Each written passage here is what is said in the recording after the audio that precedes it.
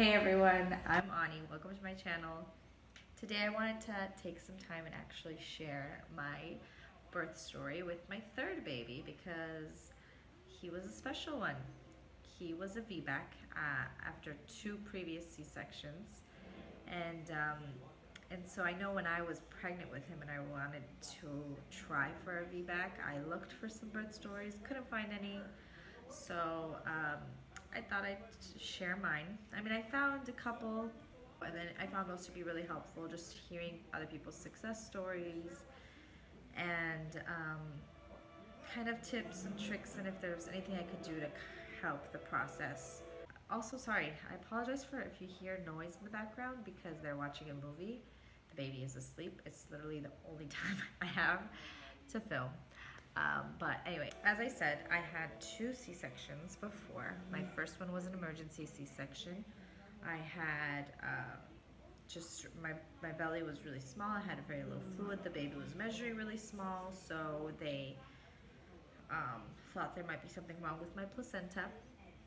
And they induced me at 37 weeks because I was having slight contractions, and with every teeny tiny contraction, his heart rate would drop. So they were just like, let's induce you. If anything happens, you're at the hospital, we can deal with it. As opposed to me going home, getting into full-blown labor, baby's under crazy distress, his heart is just dropping, so they decided to keep me at the hospital. And within 15 minutes, inserting just the Cervidil, which has to stay in for 12 hours, and then the pitocin, and it's just this long process.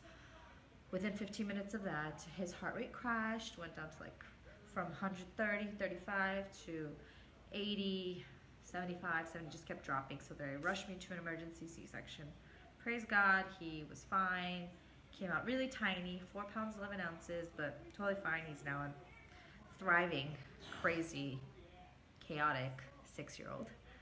But anyway, with my second, I got pregnant at about 1 year and 7 months postpartum, and I knew I really wanted to go for a VBAC because even with my first pregnancy, I was like, a C-section wasn't even on my radar. It wasn't like I had planned.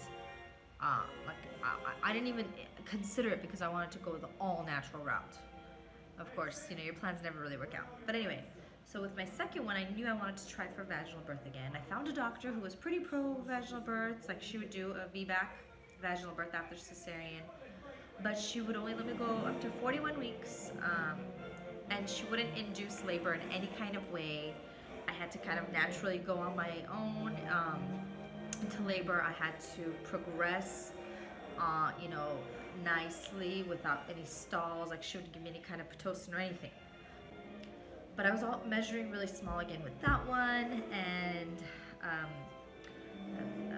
belly was really small, fluid was really low. I was put on bed rest, which for anyone who has ever been put on bed rest with a toddler, is pretty impossible. But again, I was 38 weeks. I went back to a specialist. The baby hadn't grown, the fluid level was ridiculously low, and they decided, you know what, we have to get this baby out because at any point he could die. They literally told us that. They told us, we don't want you to come back with a dead baby. My husband was just, he's like, what? So they freaked us out, my husband in particular. But so I ended up having a C-section with that one also because, again, they had to get the baby out. She wouldn't induce any kind of way, so it was just an automatic C-section for that too. Not as emergency, but pretty emergency. Like, it had to just be done right away. So when I got pregnant with my third, I really, really, really wanted to have a vaginal birth and I knew it was going to be very hard to find a doctor. I knew my chances were low. Oh, and my second baby was born 5 pounds, 7 ounces. So there seems to be a pattern. I seem to not make very big babies, but again, totally healthy, no NICU stay, nothing. So when I got pregnant the third time, I really wanted to try for vaginal birth, and I knew finding a doctor was going to be difficult because I've had 2 previous C-sections. It was already difficult enough finding one who would do it after 1 C-section, but after 2 C-sections. But I started seeing my old doctor, who I know wouldn't do it, but just the meantime, I was always looking. I was always looking for a doctor, and I was just praying because it just in my heart. I don't know if other moms out there who have had C-sections and haven't had a vaginal birth, I don't know if you feel like, just like you're missing out, like this desire to literally push a baby out into the world. I just felt like I was missing out. And I know it's not true. I know it's lies that like I was telling myself, like, oh, I can't say that I delivered a baby because I was just laying there and they cut me open and took the baby out. I didn't go through the rite of passage of motherhood. You know, all these things that you just tell yourself. But I really, really, really wanted to experience labor. I had never even felt a single contraction at this point. And so I just really, really wanted to experience labor, experience pushing the baby out and having the baby just come straight on me. So as I was seeing my old doctor, I was constantly looking, and my best friend who was pregnant, pretty much due right around the time I found out I was pregnant, was seeing this amazing doctor. He was so pro letting the woman's body do its work. And so I called. She told me about him. I called, and I asked over the phone, like, I have had two previous C-sections. I was about 24 weeks when I decided to switch over to him. I called the office and I asked, I've had two previous C-sections. Will this doctor, his name is Dr. Barry Brock, I love him. If you're in the Southern California area, gosh, like LA area, you have to go to him. But Dr. Barry Brock will he allow me to try for a vaginal birth? And they said, yeah, he will. He's very pro all that stuff. So I made my appointment right away, and so I switched over to this doctor. So the first thing for any mom out there who is trying to have a vaginal birth after a C-section, whether 1 or 2 or 3, whatever, find a doctor who is on board. Not a doctor who, like my second pregnancy, who will allow me, but there's these, conditions, and but a doctor who's totally 100% on board and wants you to have a vaginal birth as much as you want to have a vaginal birth. Like, that was the case for me. This doctor, I knew he wanted this for me. He wanted me to have a vaginal birth. So I switched over to him, and I met with him for my first appointment, and we just talked. And the relief I felt, like I instantly knew that I was actually going to be able to try this thing. I told him about my past issues, and he's like, look, I'm 5'2", I weigh 100 and about 15, 20 pounds, 20 when, on the higher end, 15 when we're on a good day. But I'm a small person. And he's like, look at you, you're not gonna deliver an 8-pound baby. That baby will kill you. If you have an 8-pound baby, you will die. He's like, clearly you just make small babies. And so he just put me at such ease. And so I just, I started seeing him at around 24 weeks, I believe. And so with every visit, he would just put me at ease. He would just put me at ease. He would make me calm. He just reassured me that, hey, you can do this. You're going to be able to do this. And so one thing that he told me was, once the baby's head, like you have your incision point, right, where your previous C-sections were, once the baby's head passes that point, then your risk of a rupture decreases greatly. And so, that's the risk with a VBAC. The risk with a VBAC is that your incision is going to rupture, your uterus will rupture, and the baby could die. And so it's huge risks, but they happen so infrequently that sometimes it's worth taking that risk, and you just have to be okay with that. I was nervous, don't get me wrong. It's not like, oh no, nothing's gonna happen. Like, I'm not one of those people. Usually I always prepare for the worst, but I wanted it so bad, and I prayed so much. I don't know if you pray, but I believe in the power of prayer, and I had people praying for me, praying for the baby. And so it was, for me in my heart, I felt like it was a risk I was willing to take. And that's another thing. You have to make that decision for yourself. Is it a risk you're willing to take? Is it something that you will be okay with. And if the stress becomes, the anxiety of it becomes too much, then you know what? At the end of the day, it's more important to have a healthy baby than to say that you were able to deliver the baby vaginally. And but he reassured me, and so he told me that once the head is below the incision point, then you're good to go. And then during this time, I had a lot of people tell me I was not making the good decision. I should just have another C-section, just be done with it. But I really, really wanted to do this. And so at about, I was 38 weeks, but I was fully prepared to go to 42 weeks. Like in my mind, I had prepared myself. You can go to 42 weeks. Like don't expect, because even though I had had my first baby at 37 weeks, my second baby at 38 weeks, it didn't matter to me because that didn't count. It's not like my body took them out at that time. They were taken out. So when I let my body do its thing, I didn't know if I would, if I would be early, if I would be late. But at about 38 weeks, and I would say this was 3 days, 38 weeks, 3 days, I woke up around like 3 in the morning with some pains.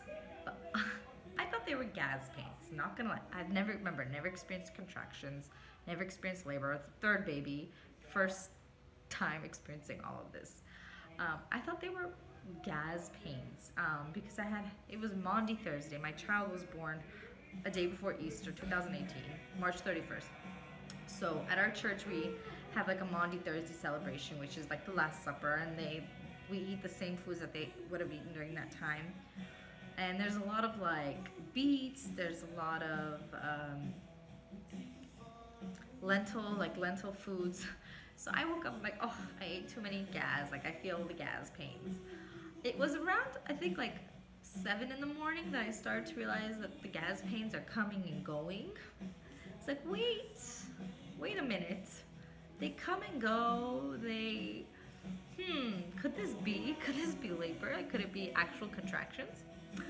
But again, in my mind, I'm thinking I'm gonna go past my due date, because they usually say like your first pregnancy, you go past the due date. And so I was treating this like a first pregnancy because it was my first time actually going through it. So I'm like, oh no, it's maybe just false labor, blah blah blah. I'm not gonna stress about it. But it was on a Friday, so my husband was like, I don't know, should I go to work? Should I not go? I'm like, you should go to work, I think. I'm not sure, they're coming and going. So my doctor had told me not to labor at home.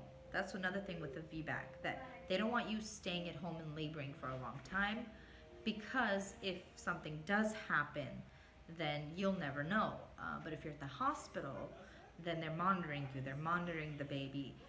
As soon as there's any kind of hint that the baby's under any distress, they can intervene. So he had told me, do not labor at home.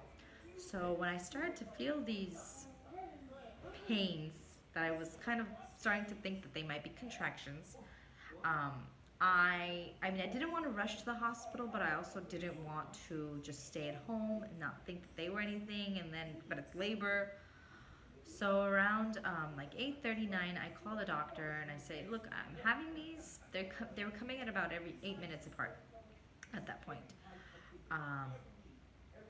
I know you don't want me to labor at home. When should I come in? If it is labor, what time?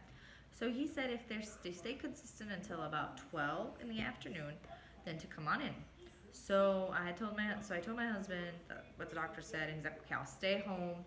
Until then, I could work a half day, because he didn't want to go to work and then leave if anything happened, So he decided to stay home until that time, and then we would decide if we're going to go into the hospital or not. Well, the contractions kind of slowed down, but then they would come back.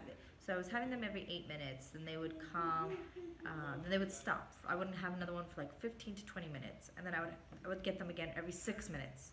And then they would stop again for another half hour, and then I would get them every 5 minutes, and then they would stop again for another 15 minutes and come back again at about 8 to 6 minutes. It was just all over the place.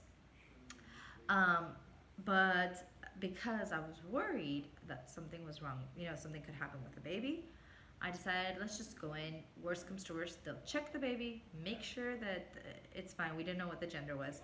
so that the baby is fine, and and if it's not labor, it's not labor. So we went in at my previous doctor's appointment, which was that Monday. I was a fingertip dilated. So that Friday when I went into the hospital, I was like, okay, I wonder if I'm maybe dilated at all. I'm feeling these contractions. But by the time I got to the hospital, my contractions had fully stopped. Of course, they had fully stopped, and so they checked me, and I was still about a fingertip or a very, very tight one. She gave me a little bit of room, to say that okay, something happened, but I was a very tight one, about a fingertip dilated. So no real change to my cervix. But also in the morning, I had started to bleed a little bit, which is, the bloody show. So I was like, okay, I think something is happening, even if it's not labor. That means in the next few days, in the next week or so, I might. I had plans that's the next day, Saturday, to go get my nails done, so I'd be prepared. And so I'm like, oh, it's a false alarm. That's fine. I was expecting it. We left the hospital, and then my contractions came back.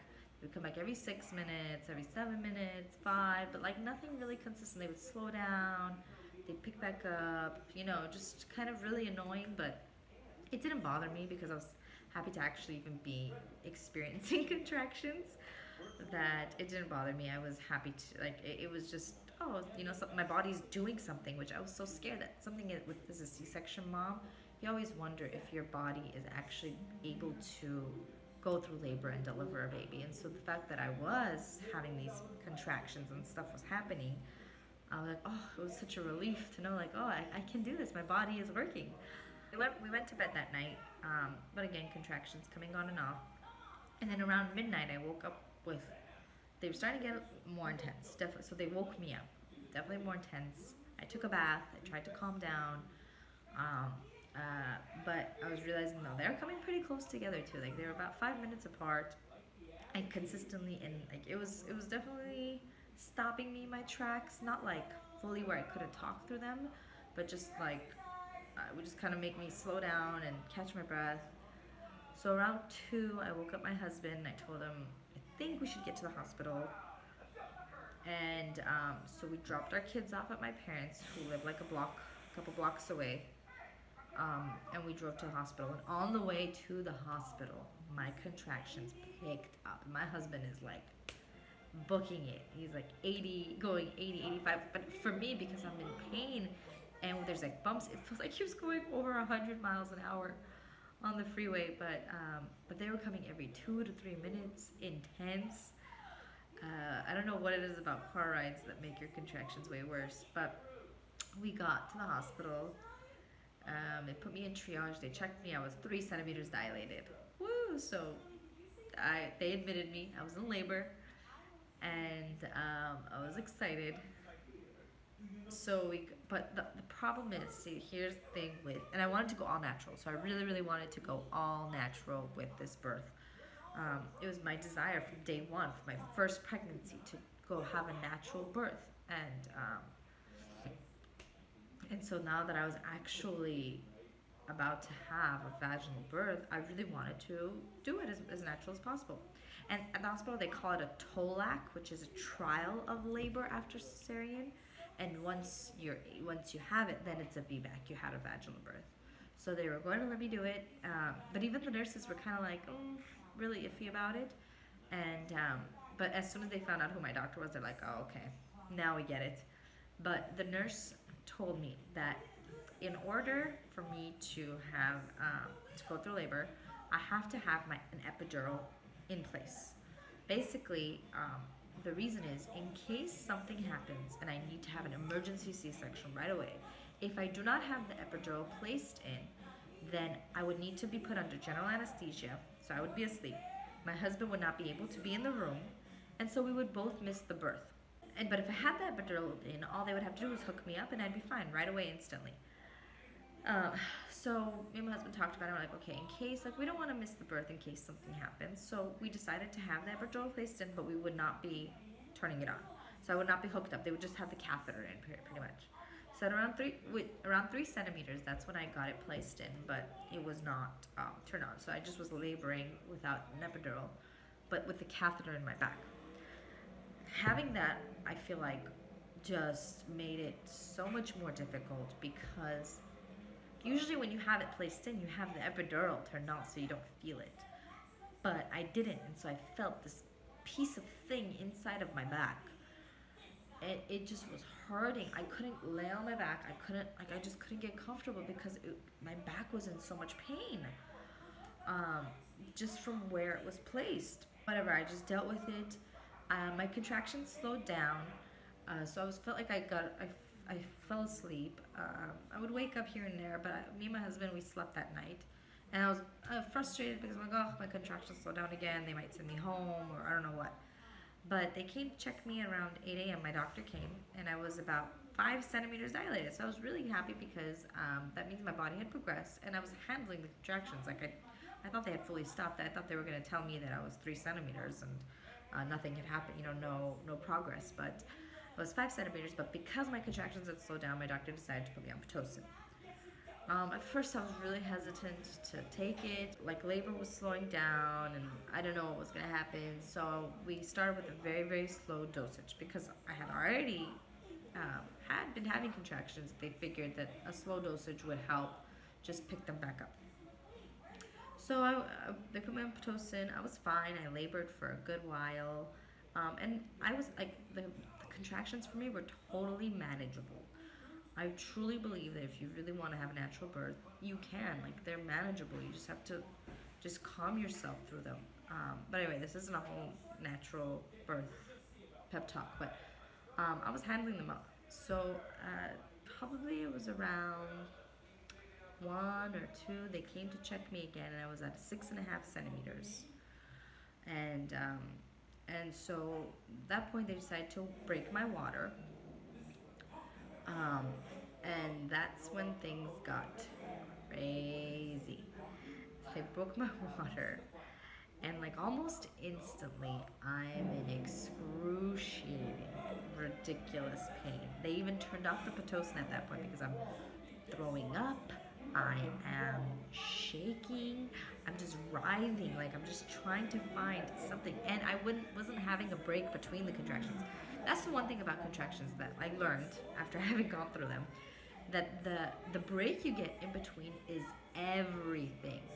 It feels almost like a gift. Like as soon as like that intense, that wave, you're riding the wave and it peaks, as soon as it starts to just come down, there's like this relief, like okay, I could do this, I could do this, I could do this.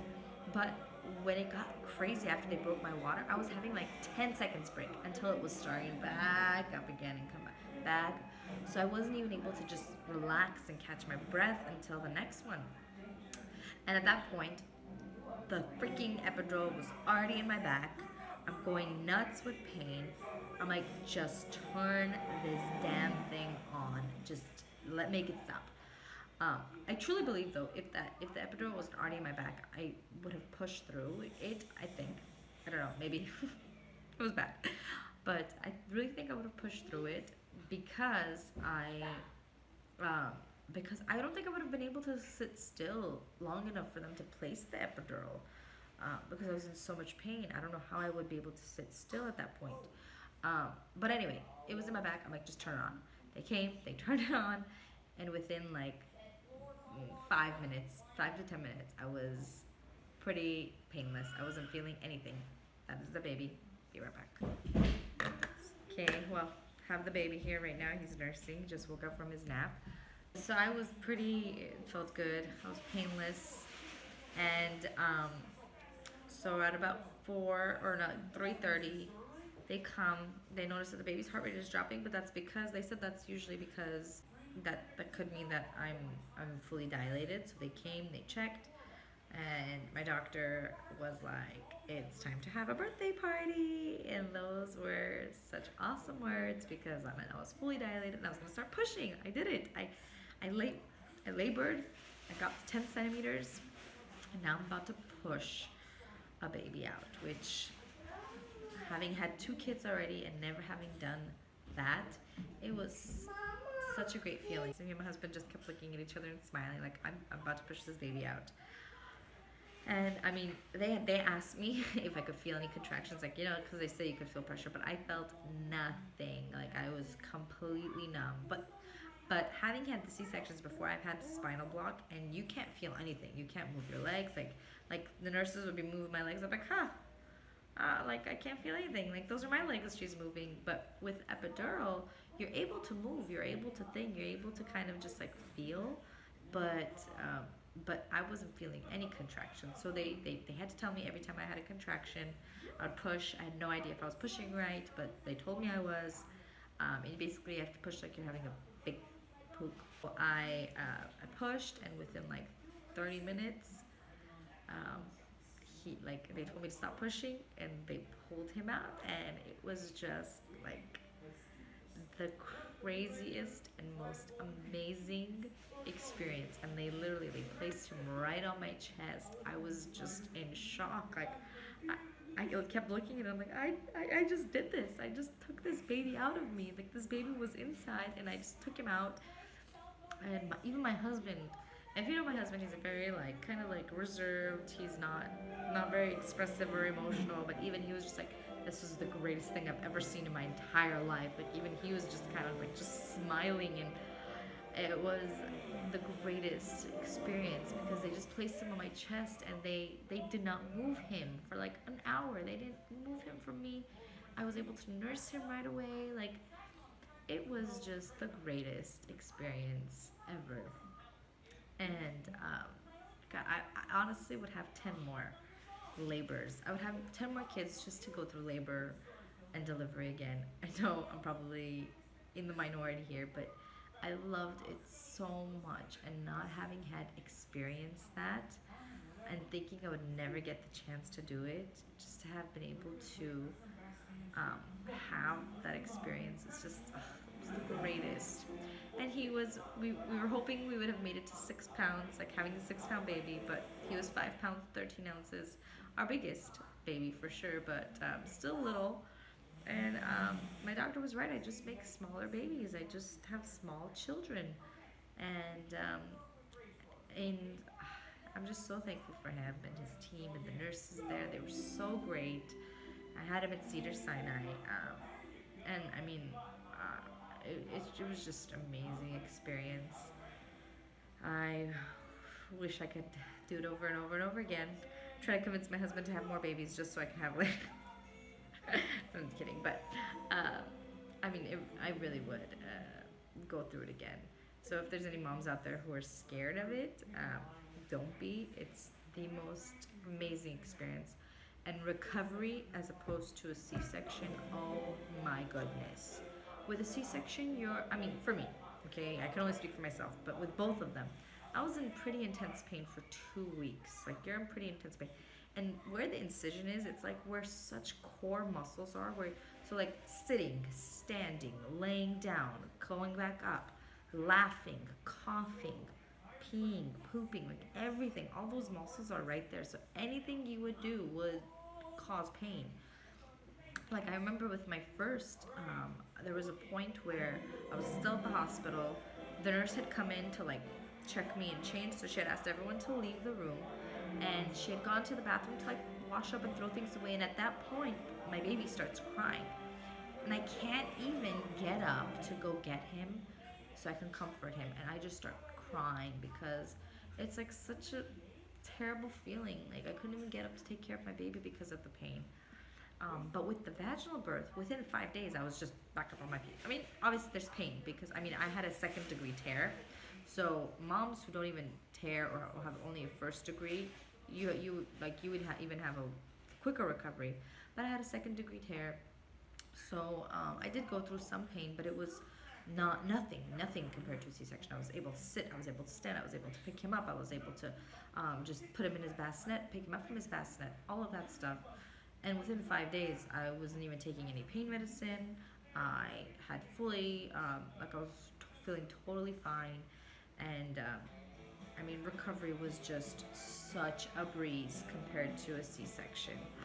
And so when sometimes, you know, people say they prefer C-section because at least you know when you have your date, or you you know, you don't have to go through labor, but my goodness, I would never, ever, ever choose a C-section over a vaginal birth, having experienced both of them. Obviously, I thank God for C-sections because they save lives 100%, but only when they're necessary, you know, like, I would never choose that form of birth. And I'm just, God, I'm just so grateful that I was able to experience my vaginal birth. And if you've had C-sections and you want a vaginal birth, you can do it. I mean, you just have to find the right doctor and have the doctor make sure to tell you that you are a good candidate, because not everybody is a good candidate. Depends on your incision scar, how many C-sections you've had, why you've had C-sections. If you're a good candidate, you have a great supportive doctor, you yourself truly want this, you can totally do it. That's my story, and I hope that it encourages you. I hope that it gives you some information that helps you out. There's not really much tips I can give because it's, you know, just a matter of letting your body do its thing. The best tips that I can give you is to just have a good doctor, a supportive doctor, and a support group around you who will be encouraging you, fighting for you, and praying for you. And that's about it. I hope that if you're pregnant and you're watching this, you get the labor that you want, and it's everything you dreamed of, and you have a healthy, precious baby in your arms. And just know that, you know, your body can do it. Thanks for hearing my story. See you next time.